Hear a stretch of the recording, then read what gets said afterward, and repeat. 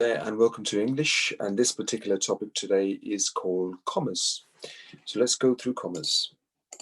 So commas show us when to pause in a sentence. So pause means a very, very quick break in the sentence. Let's have a look at the first example. Which is your coat, Alex? Now here, the comma will go straight after the word coat. Which is your coat, comma, Alex, and then a question mark because it's a question.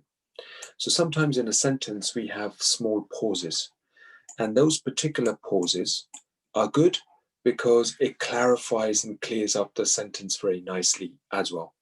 Because sometimes if we don't have commas, we can just go on reading, especially with long sentences, and we need to pause at the correct time for the sentence to actually flow and make sense at the same time.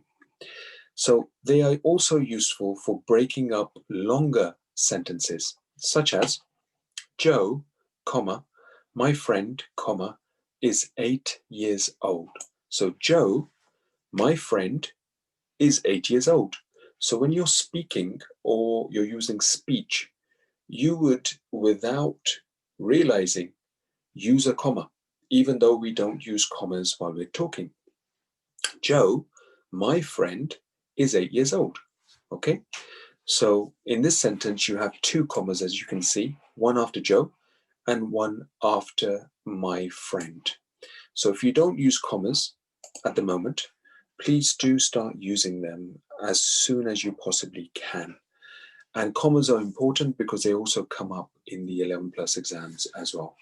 Let's have a read of this first sentence. So some commas are missing in the following sentence. Choose the option that has all the commas in the correct place. So here we go. Here's our sentence here. So after tea, we played football, full stop. So this is a short sentence.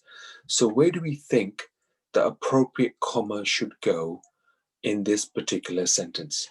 I would say the comma should go here. So after tea, comma, we played football, full stop. So you've got a slight pause and break in between that particular sentence. But do remember that with slightly longer sentences, you can put more than one comma in the right place as well.